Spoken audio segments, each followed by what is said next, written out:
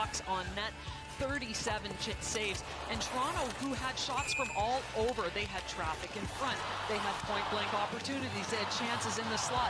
Maschmeyer had to be good all night. She was out, she was athletic, she was acrobatic, she did everything she needed to do to give her team the chance to win. And that's what it's all about as a goaltender. Can you give your team the chance to win? She did just start this game. And Toronto came back. They did things right on the defensive side of the ice, which helped them do things right on the offensive side of the ice. And they clogged up lanes. They got sticks in lanes. They were able to break plays up. And Ottawa moved the puck very efficiently in that first period. It's one of the things I liked most about their game. And then all of a sudden, Toronto just started to play better defensively. There was not as much open space in the ice for Ottawa to move around, and their jobs got a lot harder on the offensive. Last two games, this is where all their offense is coming from. They're finding different ways to score when they get the player advantage as well. They're getting their shots through to the net. They're getting traffic on net, getting those shots off quickly, and it's giving them the opportunity to score. Like I said, all their offense coming on the player advantage. It's been dangerous. You do not want to take penalties against this team right now. That was Hannah Miller on the power play, her 7th of the season. And you get the puck to Nider in the middle of the ice, and she brings this one off the post, but it stays out. 2-on-1 going back the other way for Montreal. They get a great chance. The breakaway, Ratchery denied, and it isn't until they get that top line back on the ice. And there's Laura Stacey selling out, diving, puts this one into the net to give her team the overtime win. 2-zip lead. She kind of got a couple of gifts. The first one is here on this long pass that hits the skate, and now she is off to the races, and not many players are going to slow her down. And she sneaks one through the wickets of Abigail Levy for that. Then on a dump in, Levy thinks that she might want to go forehand, can't because Cobb is in the way, throws it up the wall, and Coyne Schofield is there to bang that one home, so it was 2-0. Two different goal scorers for Minnesota in overtime this last week. This time it's Taylor Heisey with her 2nd of the season, rips it home past Emma Soderberg, right under the arm blocker side, and you can see the Selly from the bench feeling good about the overtime victory. And how good does Taylor Heisey have to feel finally getting back in the scoring column? Hasn't been feeling well the last couple of weeks, along with many. Nothing shakes off the non-call. Let's skip ahead to the second period here. Minnesota trying to answer, and they'll do just that. It's Kendall Coyne Schofield on the tip in front. Same play as the first one. It's Batherson again. This time she rockets another one up high, but Coyne Schofield keeps the stick down, tips it past the goaltender. Greg getting in on the forecheck, creating turnovers. This one over to Jamie Lee Rattray to Shopsall, and she finds the back of the net. Nice little line goal. Hannah Brandt gets involved as well. And then the jailbreak. Alina Mueller, she's just been red hot for this team over the last 8 games. She finds the back of the net to put her team up 2-0. Third period, still tied at 1. Kelly Panic working in, an initial save made by Schroeder, but it comes out to Channel Watkins, who blasts it in. A lot of plays off the post tonight. That one went Minnesota's way. Great play by Channel, great read. And this is the chaotic goal you were talking about. With 61 seconds to go in regular. Who would strike first as Britta Curl would find a way to get in front of the net on this one. She feeds the pass up ahead. Claire Thompson finds some open space in the circle and then dishes it in off Curl, who is credited with the goal to give Minnesota that 1-0 lead. It kind of felt at that point like maybe Minnesota was going to turn the tables on Montreal. Chance to get an early lead and an early opportunity in this game to turn the momentum. But Montreal would find a way to battle back here and put something on the board, as well as this shot comes through from Keppel. We thought maybe it deflected on the way in. The goal officially, Keppel's goal, finds play past Maddie Mooney, and that ties the game up. No, it's going to be potent, and they don't just get on the board once in this power play, but they're able to get on the board twice, and they walk right in on a 5-on-3 that had just expired to a 5-on-4. Jessie Eldridge is able to pick this puck up, trying to go cross crease. It doesn't get there, off line and back to Eldridge, and she puts it in the net.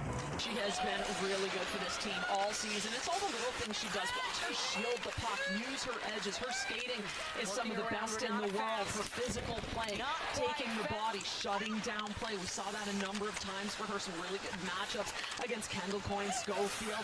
And then the long stretch pass she makes here. So good heads-up play with the puck, but ultimately it's her in overtime, taking advantage of the one mistake Minnesota makes, picking off this pass, going in all alone, forehand, backhand, seals the deal for Toronto to give them their first overtime win of the season. You're not fast, just the second Toronto. But as I mentioned, it didn't come easy. No, it didn't, but I guess we shouldn't be surprised either that Toronto was able to take advantage on the advantage. Well, we thought this 5-minute power play would maybe be the turning point in this game, and it wasn't the turning point in the way you might expect, but it did turn the tide in the sense that it got Toronto that first goal of the game, got them back into it. Malte with the power play goal makes Minnesota pay for the 5-minute major, and then Toronto would get back to work in the third period, all tied up at 1. A chaotic play out front. Skamura finds Comfer alone in the slot. Matty Rooney, not a prayer on that one, had overcommitted on the side of the net to try to make the save, and that left Comfer a game. Zone time, they put all sorts of pucks on net. It was Ottawa that got on the board first. Savalainen teased this one up, her first goal of her PWHL career. And then it's all Toronto after that, but they just could not figure a way past Emmerance Mashmeyer. They had some posts, they had some near misses. It took them a long time into this game to finally break through. All sorts of scrambles in front, but it's ultimately on the power play. Hannah Miller that finally solves the problem. Unfortunately, it's just not enough. Jinsey Rose comes down the ice near the end of this period, and she puts the game winner. The jailbreak goal. These ones are backbreakers. She turns on the jet. She's in all alone. Head up, and she goes 5-0 to put her team up 2-1. The insurance marker comes a little bit later on, and it's a defender who gets their first goal. She walks the seam, she takes a look, she fires, gets a little help from a tip on a stick, but this one goes top shelf to make it 3-1, and that's how the game stood. First regulation win at home on the season and a big 3 points. And it still didn't matter. And the next player stood up, and so a newly acquired player in Bach moves the puck over to Sergdakny, who did an excellent job driving the net.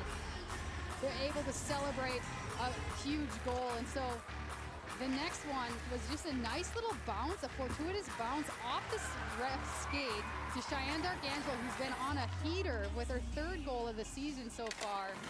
And then the last one, as Emily Clark, an absolute highlight reel goal inside out the defensewoman's stick of Shelton, and beautiful.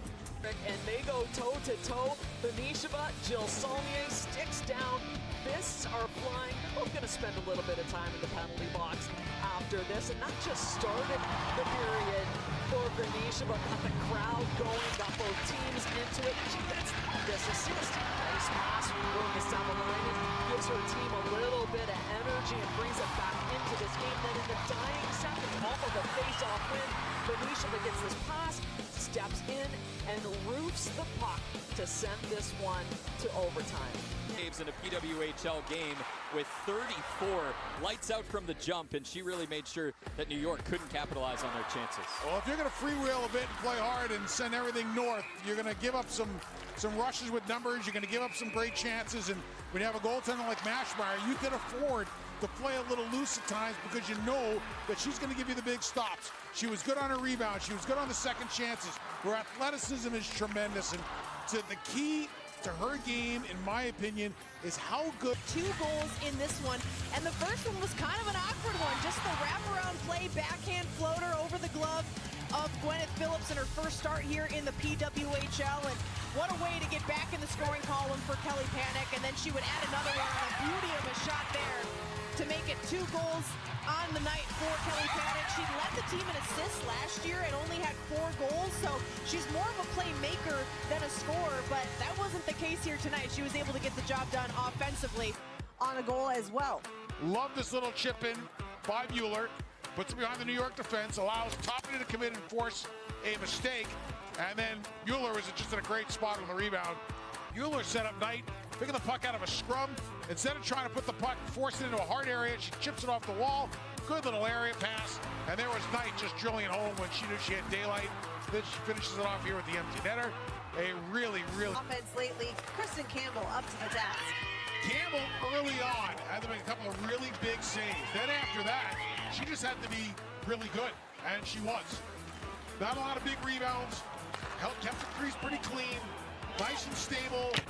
She plays a calm game in there, which I think is great for her defenders in front of her, because if she's not panicking, they're not panicking. So it was just a real good, efficient effort for her. 23 saves in the game. And also has to be confident in control in both goaltenders, and Kristen Campbell was up to the task tonight. She did not let up a lot of rebounds. She was sliding well, but most importantly, she saw the puck coming. The Sceptres defenders did a really nice job of clearing out in front of the net, making sure that those lanes were open so she could track that puck. She looked calm, she looked collected, and I'm sure this win was very, very sweet. Game, she's so fun to watch, and so you see her battle with the puck on the boards. Watch her settle the puck down, whip it across the ice to Lena Mueller. And then on the power play, she goes to work. Net front, she's great at redirections. She easily tips that past Osborne. Good gap in the neutral zone leads to a breakaway. Where does she go? Far corner, bar down, beautiful spot. And here's a look at Toppany's goal to make it 4-2. And it finishes with the net wide open. Hillary tries to bury it, but she wanted her teammates, I think, to each get a point and touch it as well. So Hillary Knight. Also in the first period, her puck pursuit and the willingness to not give up that puck. From the goal line, she tries to pass it through, and then next thing you know, she's passing it to herself, and it's in the back of the net. A bit of a debatable whistle. They didn't know what time it had actually blown, but it was called a good call, a good goal, and Malte never gave up on that puck. When there's physicality, Malte will be there. If there's a shot block, Malte will be there. If there's a loose puck, she will be finding lanes, she will be picking up sticks. She's always creating opportunity. And the action didn't disappoint either with some early chances. Cameron Smashmeyer once again was fantastic, keeping her team in it. Ottawa with a pair of breakaways on the penalty kill, looking for the jailbreak. They are denied not once, but twice. Desbiens with a couple big saves of her own. But it is all about the power play for Montreal. Catherine Dubois gets the first one. Ottawa responds. Cheyenne D'Arcangelo on the doorstep gets the tip on this one. This goal is going to stand to make it 1-1, but once again, it is a power play marker. Katie Taben with the one-timer to beat Mashmeyer, and that's how it stands. Montreal takes this victory 2-1. Well, we're looking at a couple of really good goalies here, but we had some really nice moves too. Hannah Brandt, little hesitation, and then she rips this one upstairs. Weren't even sure if that one went in post to post. Bilka, why not have herself a game? Nice forehand, backhand, again, upstairs, right under the crossbar. Susanna Tapani with the last one, another really nice move. Little hesitation as she pulls this puck over, hesitate, and then finds the back of the net to give Boston the win. There, she's playing as the 13th forward, so she's on a line that is different every time she steps on the ice. All sorts of different line mates, and she's getting it done. Big hits, nice passes, getting in on the forecheck. A little bit of physicality of her own as well. She's finding ways to get on the score. She takes a big hit there too from Renata Fast, but hey, she's fine, comes back out, and what she do, she gets, at the time, looked like it was going to be the game winner. Toronto, of course, comes back, and she's got to be the hero again in the shootout. On the first to get themselves back into this game. First one is a 5-on-3. What an opportunity to get themselves on the board. Hannah Bilka with this blast to beat Anne-Renee Desbiens. That puts the score at 2-1. You can start to feel that things are building for Boston, and they're able to do it again. Next time it's Susanna Tapani in front of the net. They put this puck up to Megan Keller. She gets that shot through. Tapani gets the tip on that puck. Again, gets it past Desbiens for the second power play goal, and that knots things at 2. But it's always going forward, and that's why she's so successful with creating offense. Now, that's a goal in any league. That is some shot. As she came in and went short side high on a 35-foot snipe. New York got a good breakout. A little traffic to go to the front of the net. Alex Scotland is back in the lineup after missing 4 games. Quickly gets reacquainted with the scoreboard. It was 3-1 at that point. And then once again, Miller time, throws the puck to the front of the net, deflected off a toe in front, allowed Gosling to pick up these slow rolling. You know, she's a player that's going to take this personally when they're losing games and they're not doing what they need to do. So she goes out and she is energized, throwing hits, making plays, both offensive end of the ice and the defensive end of the ice. She was very good, invisible all night long. Beautiful chance right off the face-off, being creative. Of course, it didn't hurt that she also had the game-winning goal to put them up 3-2. Ultimately, they win this one 4-2. A great game for the captain and Games, and it was a laser. She knew exactly where she wanted to shoot that puck, and if you leave Sarah Fillier down Broadway, she is going to capitalize on that chance. So for New York to get up in the first period, that was important. But Lauren Gable for the Boston Fleet had that corner picked from a mile away, it seemed. But another player who doesn't get a lot of ice time or games, but that didn't hold her back. And Jessie Eldridge for the Sirens, always crashing the net, always ready with on the season. And again, playing a really good Boston Fleet team who's looking to climb the standings, coming off that shootout win. And Boston tested her early. They got the quick goal from Hannah Bilka, and then a second goal scored by Shane Maloney that was overturned for goaltender interference. And Maddie Rooney continued to battle through all of that. Even though she got shaken up a little bit early, she stood tall the rest of the way out and gave her team a chance to win this one. And Taylor Heisey said in the post-game interview, you know, when you've got a goal for 2 goals, and in doing so as well, elevated their physicality. As you see, Captain Zandy Hart and the Captain Marie-Philippe Poulin getting locked in some huge hits all around the ice too, as Taylor Gerard and Marie Murphy kind of go at it. And this last one, a couple of them led to penalties, but some of them were just a little bit behind the play, kind of motions flaring, and just a gorgeous goal. Sarah Fillier notices that there's a change happening. She sends it the length of the ice, and what does Eldridge do? She just goes bar down in the tightest of areas. Take another look. Watch where Eldridge's skates are. They're on the goal line. Her stick is, she has no room, and somehow finds the space and is able to score and end this game. Ellie Monroe gets the first one, her first of the season. She gets herself down low. This is a defender, but she's going to clean up some of the garbage in front and puts this one past Julie as well. And then it's Maggie Connors. 59 seconds later, she gets in behind all the D quick up to her. She's in all alone. Forehand, backhand, beats Julie, sends Julie from the net. Davian Blanc, what a game she had, using her speed, getting in, getting shots on the forecheck, on the back check, shooting from everywhere. I mean, she was a force in almost every shift she had. And then, of course, continuing her point streak and getting on the board, not once, not twice, but 3 points in this game. 2 goals and an assist, capped it off with this empty netter. Like I said, she's on a 5. Really, the story of this day, too, though, belongs to that lady. Klara Peshlarova came on in relief of Essa Soderberg after the first period and was perfect, Gigi. She was coming in after she mentioned, just had an orange and was told, hey, I'm going in the game. She got into the moment very quickly. Excellent work stopping this dominant offensive. McMahon gets it started.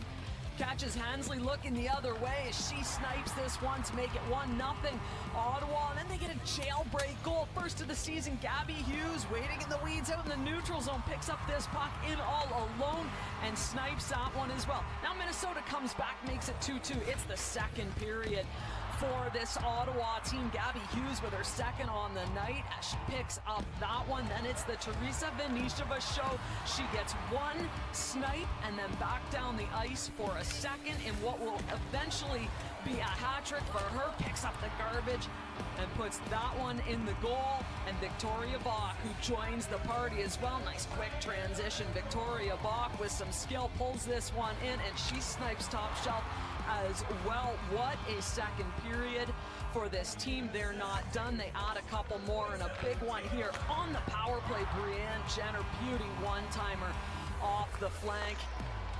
And then it is goal number 8, tic-tac-toe. Teresa Venisheva, there's the Hattie and the 8. People, so many different players as well, and this first goal got going with the forecheck as Claire DeGeorge ends up getting the puck back.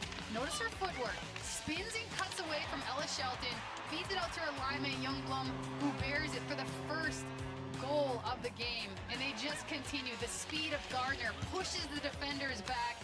No one can touch Boulier as she comes in. She finds a wide open Abigail Boreen for a nice goal to get her team up 2. And again, this was one of my favorites.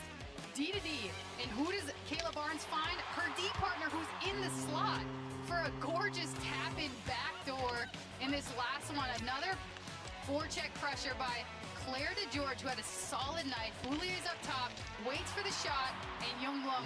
When you haven't been able to score like Minnesota has, and they got started early. Maddie Rooney talked about it in the post-game interview about that fast start. Ken Klee, we talked to him before the game. He said that's when we're our best, is when we come out swinging. And Kendall Coyne-Schofield, the captain, one of the best scorers on this team this season, got it started, and then Minnesota would get right back to work here. And to me, this is the most impressive goal of the entire night. The pass from low to high, the shot comes through, and McQuaig, not to be denied, finds the back of the net from her stomach, swinging that backhander into the back of the net to make it 2-0 Minnesota, and then they would tally one more before that first period was over. This time, Kendall Coyne-Schofield would feed the pass. Shishiba kind of fans on it there at the net front, but still. Sum it all up quickly. Late in the first period, power play for New York, but here comes Alina Mueller shorthanded. Just a great move as she goes far side on the breakaway chance.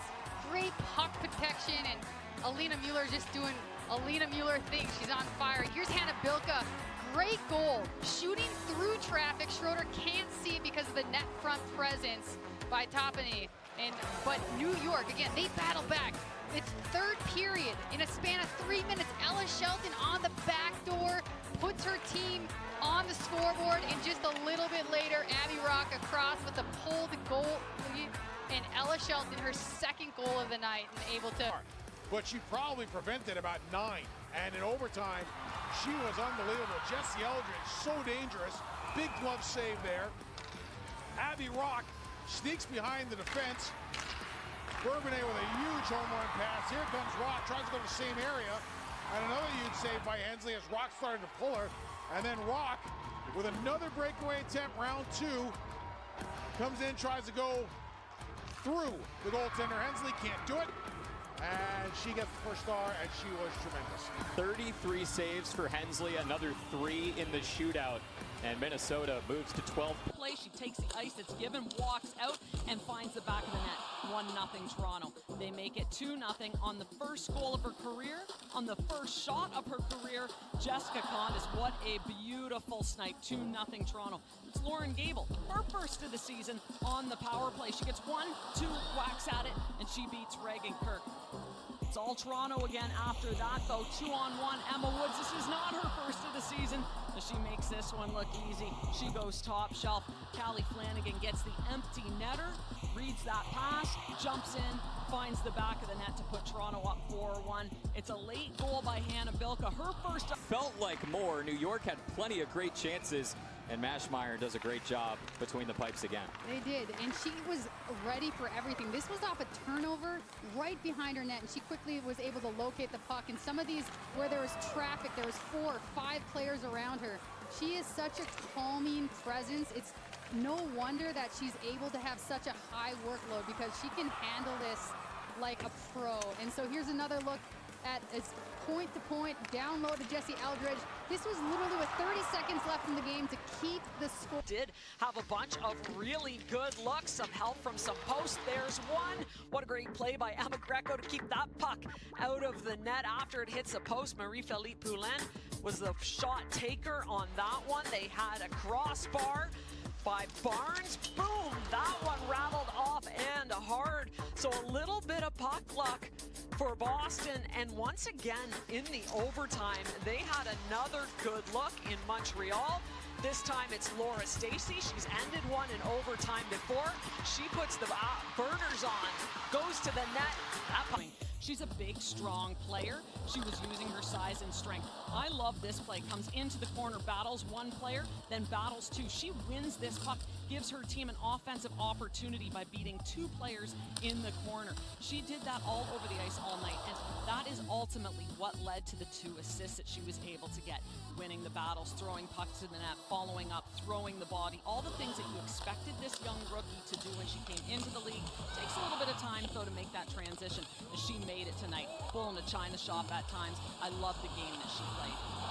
Toronto, 2 goals in this one, and the first one was kind of an awkward one. Just the wraparound play, backhand floater over the glove of Gwyneth Phillips in her first start here in the PWHL, and what a way to get back in the scoring column for Kelly Panic. And then she would add another one, a beauty of a shot there to make it 2 goals on the night for Kelly Panic. She led the team in assists last year and only had 4 goals, so she's more of a playmaker than a scorer, but that wasn't the case here tonight. She was able to get the job done offensively.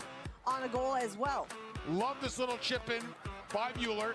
Puts it behind the New York defense, allows Toppany to come in and force a mistake. And then Mueller is just in a great spot on the rebound. Mueller set up Knight, picking the puck out of a scrum. Instead of trying to put the puck, force it into a hard area, she chips it off the wall.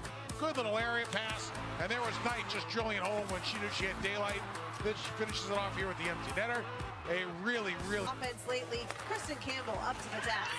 Campbell early on had to make a couple of really big saves. Then after that, she just had to be really good, and she was. Not a lot of big rebounds. Kept the crease pretty clean, nice and stable.